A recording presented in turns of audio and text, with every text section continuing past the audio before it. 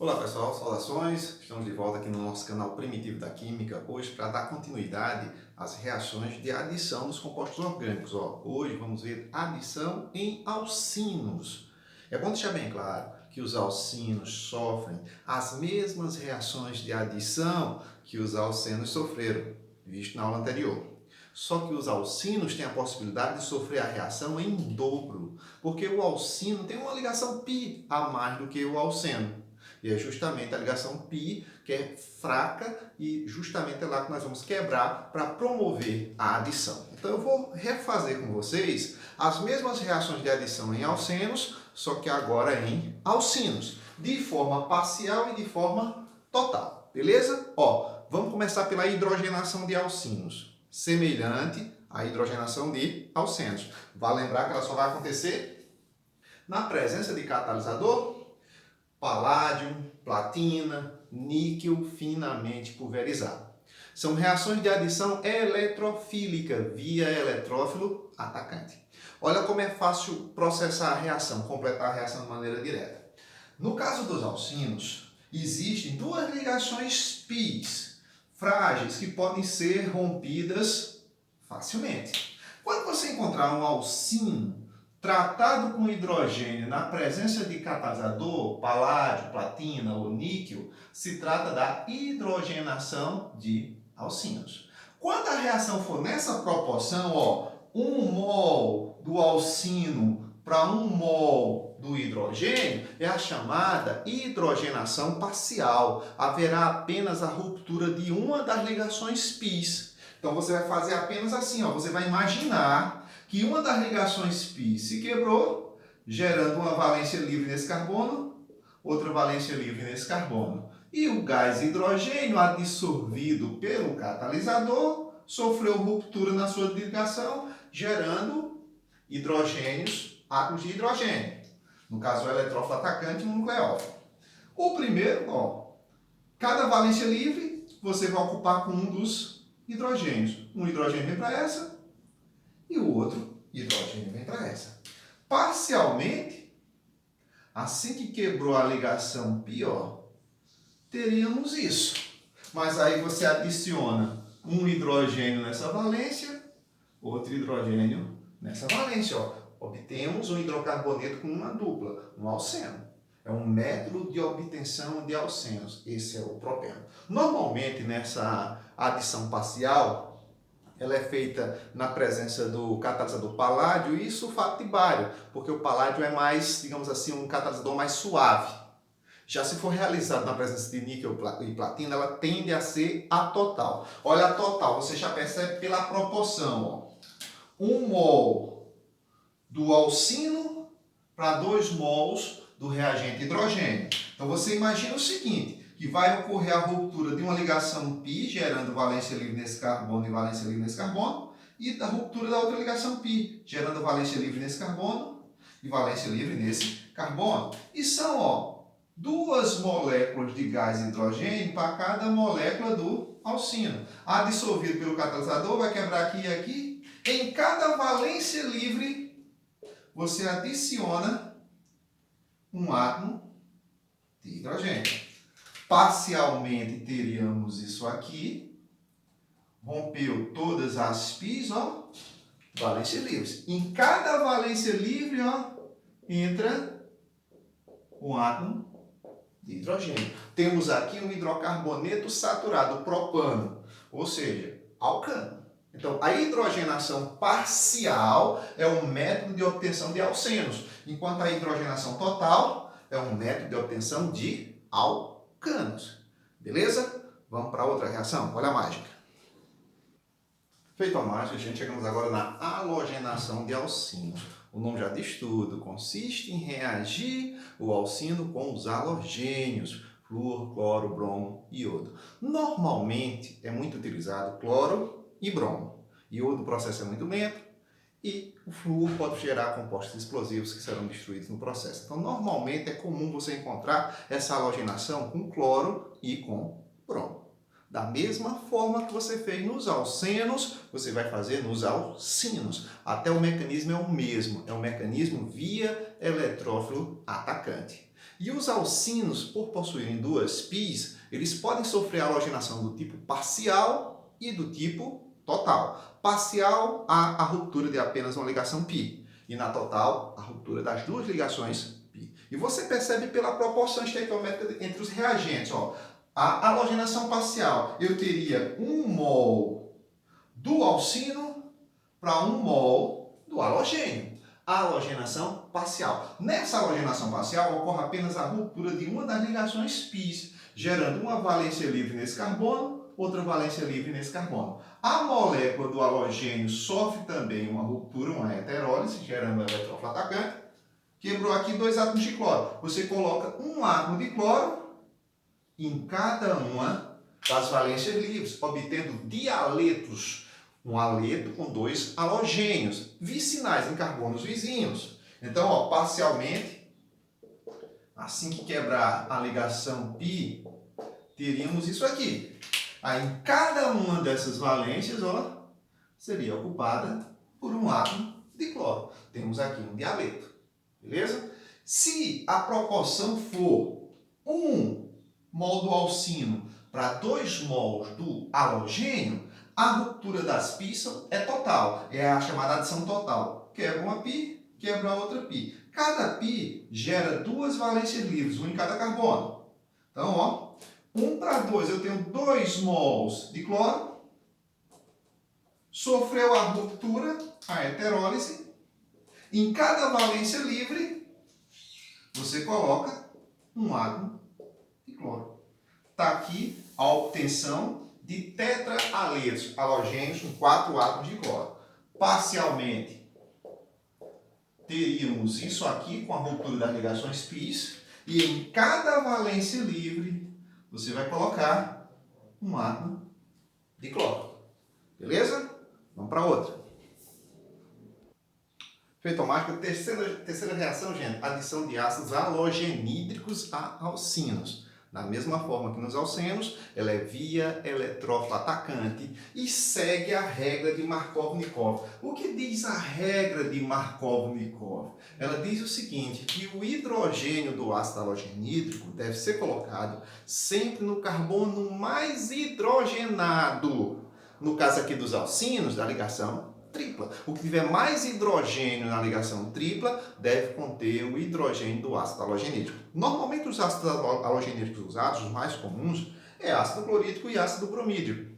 São os mais comuns a serem usados nesse processo. Olha como é fácil completar a reação. Como o alcino tem 2 π, ela pode se processar de forma parcial, obtendo um monoaleto, ou de forma total, obtendo um dialeto gêmeo, ou gêmeos, ou seja, 2 halogênios no mesmo carbono. E você percebe pela proporção estequiométrica. Quando for a proporção 1 mol do alcino para 1 mol do ácido halogenídrico, HCl, HBr, HI, HF, são ácidos halogenídricos, quando for 1 para 1, a adição de halogenídricos é parcial. Ocorre apenas a ruptura de uma ligação π, gerando uma valência livre no carbono, outra valência livre no outro carbono. O ácido sofre a sua heterólise, gerando o H+, e o Cl-. O hidrogênio pode ser colocado em qualquer um dos carbonos da tripla? Não. Se segue a regra de Markov-Nikov, o hidrogênio deve ir sempre para o carbono mais hidrogenado, que tiver mais hidrogênios. Olha para cá, esse carbono não tem nenhum hidrogênio e esse tem um. Então, obrigatoriamente, o hidrogênio vem para o mais hidrogenado e o cloro vem para o menos. Então, parcialmente, teríamos isso aqui. Aí, ó, no carbono mais hidrogenado é colocado hidrogênio, no menos hidrogenado é colocado o cloro. Obtemos um monoaleto. Se na reação eu tiver 1 mol do alcino para 2 mols do ácido halogenídrico, é chamada adição total de ácido halogenídrico. Continua seguindo a regra de Markov-Nikov e continua sendo via eletrófilo atacante. Então, ó, total 1 para 2 é total. Quebra uma π, gera valência livre nesse carbono, gera valência livre nesse. Quebra outra π, gera valência livre nesse carbono, gera valência livre nesse carbono. Como é 1 para 2, então a proporção é assim, ó. Para cada molécula do alcino, eu tenho 2 moléculas do ácido halogenídrico. Vai ocorrer a ruptura aqui, gerando o eletrófilo e o nucleófilo. E se segue a regra de Markov-Nikov, o hidrogênio deve ser colocado no carbono mais hidrogenado da tripla, perdão. Como aqui não tem hidrogênio e aqui tem um hidrogênio, esse é o mais hidrogenado. Então, os hidrogênios vêm para o carbono mais hidrogenado, é um ataque eletrofílico, e no carbono menos hidrogenado, você coloca o bromo. Parcialmente, teríamos isso aqui, ó. Nosso resultado parcial com a ruptura das ligações π. Aí, no carbono mais hidrogenado, você adicionou os hidrogênios. Nos menos hidrogenados, você colocou o bromo. Então, aqui ó, tem um dialeto, dois halogênios gêmeos. Ou gêmeos, porque os dois halogênios estão no mesmo carbono. Então, aqui eu teria o 2,2 de bromo propano como nosso resultado, como nosso produto principal. Vamos para outros. Olha a mágica. Feito a mágica, gente, chegamos aqui na hidratação de alcino. Como o nome já diz, hidratação do alcino é a reação do alcino com água. Segue também a regra de Markov-Nikov e é um mecanismo via eletrófilo atacante. No caso dos alcinos, eles só sofrem a monohidratação, tipo a hidratação parcial. Por quê? Porque assim que a primeira molécula de água entra no alcino, eles se tornam enóis. E os enóis em meio aquoso são estruturas instáveis. Eles tentam se estabilizar, gerando um equilíbrio químico, ou virando aldeído ou virando cetona. Para deixar uma coisa bem amarrada, o único alcino que dá origem a aldeído é o etino, ou acetileno. Esse alcino com 2 carbonos. Se você hidratá-lo, vai ter que ficar em equilíbrio com o aldeído. Os demais alcinos que existem sempre vão coexistir em equilíbrio, o enol com uma cetona. Vocês vão observar. Olha só. Se segue a regra de Markov-Nikov, o hidrogênio da água sempre vai para o carbono mais hidrogenado da tripla. Olha como é fácil fazer uma monohidratação. Você observa. Alcino, água. Olha a presença dos catalisadores. Ácido sulfúrico e sulfato de mercúrio. Ou simplesmente vai estar lá mercúrio 2+. Beleza? Vamos lá. Fazendo a reação. Como é uma monohidratação, você quebra apenas parcialmente uma π, gerando valência livre nesse carbono, valência livre nesse outro carbono. Na água, você imagina essa ruptura aqui, ó, gerando H+, OH-. Se segue Markov-Nikov, o hidrogênio vai para o carbono mais hidrogenado. No caso aqui são iguais, ele vai para qualquer um. Vou trazer o hidrogênio para esse, hidroxila para esse carbono. Aí observa, parcialmente teríamos essa situação aqui. Coloquei o hidrogênio aqui, hidroxila aqui. Hidroxila ligada a carbono com dupla ligação, nós temos a função enol. O enol é uma estrutura instável, ele não permanece por muito tempo assim não, ele começa a coexistir em equilíbrio ou com uma cetona ou com um aldeído. Como eu sei com quem vai coexistir em equilíbrio? Se o enol for primário, no caso enol primário, a hidroxila se liga a um carbono primário, é o caso desse daqui, o enol primário sempre coexiste em equilíbrio com o aldeído. Então ele vai sofrer um rearranjo nessa molécula e vai coexistir em equilíbrio, um equilíbrio bem deslocado para o produto. Isso aqui é instável, eu simbolizo que essa estrutura aqui é instável assim. O que vai acontecer? O oxigênio, que é muito eletronegativo, atrai os elétrons π dessa dupla e libera o hidrogênio para esse carbono aqui. Aliás, para esse daqui.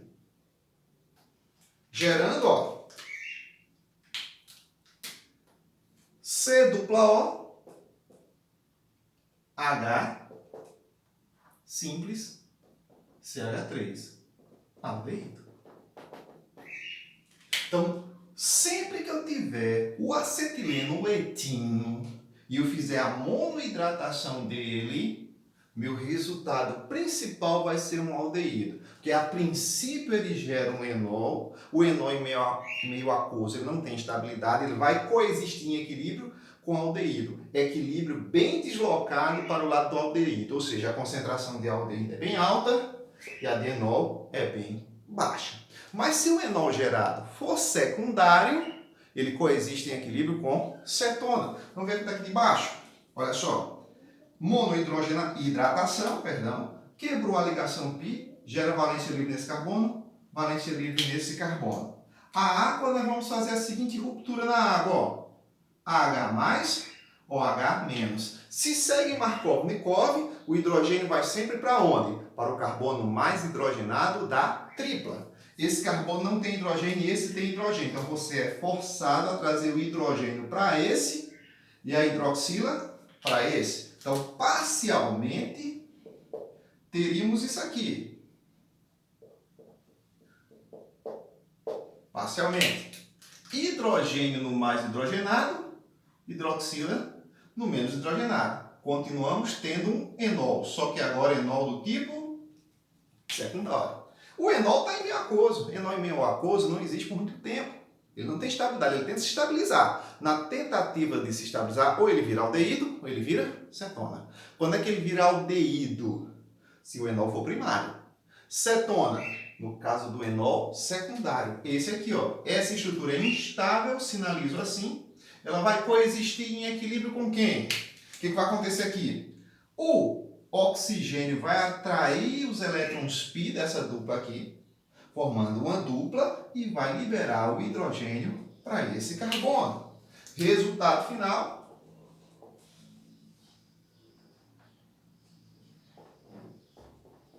Ó, uma cetona, a propanona. Então, na hidratação de alcínios, que é sempre uma monohidratação, hidratação parcial, se eu tiver o etino ou o acetileno, meu produto orgânico principal obtido é um aldeído, é o etanal. Já a partir de 3 carbonos em diante, eu começo a ter como produto principal uma cetona. Beleza? Vamos para a próxima. Feito automático, a gente chegamos numa adição interessante, uma adição de ácido cianídrico, de cianeto de hidrogênio a alcinos. E é uma adição via ataque nucleofílico, diferente das outras que eram eletrofílicas. As outras reações, quem atacava primeiro era a entidade positiva. Nessa não, quem ataca primeiro é a entidade negativa, é o nucleófilo. Então é a adição de cianeto de hidrogênio a alcinos, é nucleofílica. E ela é muito importante porque gera acrilonitrilas, que são monômeros muito importantes na produção de polímeros, que são as famosas fibras acrílicas.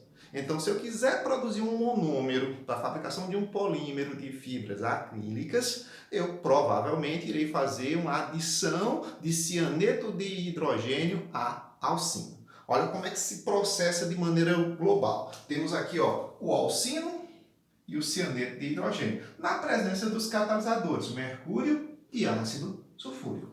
Você vai quebrar apenas parcialmente uma π. Quebrou uma π, gera valência livre nesse carbono, valência livre nesse carbono. A molécula do cianeto de hidrogênio, ela sofre heterólise da seguinte maneira. Quebrou aqui, ó, gera H+, CN-. O H+, sempre vai para o carbono mais hidrogenado da tripla, porque é o mais eletronegativo, é aquele que vai ficar carregado negativamente. Nesse caso aqui, tanto faz. Com a quebra parcial aqui da π, parcialmente eu teria isso, ó. Aí só era você trazer um hidrogênio para uma valência e o cianeto para outra valência. Resultava aqui a acrilonitrila, pode observar C-tripla-N, é uma nitrila e pode ser utilizada como monômero na fabricação de polímeros. Para fixar mais um exemplo, do mesmo jeito, 1 para 1, uma quebra parcial, quebra apenas uma π, valência livre, o cianeto de hidrogênio vai ter a ruptura aqui, ó, mais, menos. Nesse caso aqui existe um hidrogênio mais hidrogenado. Esse tende a ficar negativo. Então ele atrai o H+, e o cianeto vai ser adicionado nesse aqui. Parcialmente teríamos isso.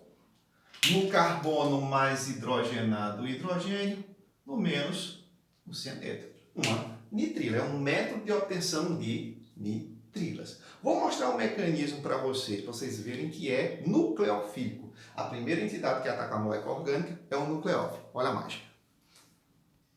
Feita a mágica, gente, olha aqui um mecanismo da adição nucleofílica de cianeto de hidrogênio a alcinos. Olha como é fácil interpretar. A primeira etapa é bem clara. A gente tem aqui a molécula do cianeto de hidrogênio e vê que houve uma ruptura desigual eletrófilo e nucleófilo. Então, essa primeira etapa, o que eu tenho? Heterólise da molécula do cianeto de hidrogênio. É o que aconteceu na primeira etapa do processo. Quando eu vou para a segunda etapa do processo, eu já vejo a molécula orgânica aqui. Quem é que está atacando primeiro a molécula orgânica? Ó, a entidade negativa. E o mecanismo ele é classificado por quem primeiro ataca a molécula orgânica. Se quem primeiro atacasse fosse um radical, era via radical. Se quem primeiro atacasse fosse um eletrófilo, era via eletrófilo atacante. Já agora, quem ataca primeiro a molécula orgânica é o nucleófilo. Então é um mecanismo via nucleófilo atacante. O nucleófilo ataca a molécula e uma curiosidade. Se eu ataco com o nucleófilo, que é negativo, eu gero entidade negativa. Se eu atacasse com o eletrófilo positivo, gerava alguém positivo. Se eu atacasse com radical, gerava radical. Então aqui, ó, o ataque do nucleófilo, ele quebra uma dessas pis, se adiciona um dos carbonos e o outro fica com excesso de elétrons. Gerei um nucleófilo orgânico, um carbânio aí. Terceira e última etapa, obtenção do produto final. Provavelmente aqui vai ter uma reação do carbânio com outra molécula do HCN. É muito mais fácil reagir com outra molécula do HCN do que pegar exatamente o H+, que surgiu da primeira ruptura. Porque com outra molécula do HCN ele vai pegar esse H+, que vai entrar exatamente aqui, ó, onde tem excesso de elétrons, gerando o produto final. Então, aqui, terceira e última etapa, reação do nucleófilo orgânico, do carbânio, com o H+, que provavelmente vem de outra molécula do HCN, obtendo-se a acrilonitrila, o resultado do processo. Beleza? Até a próxima!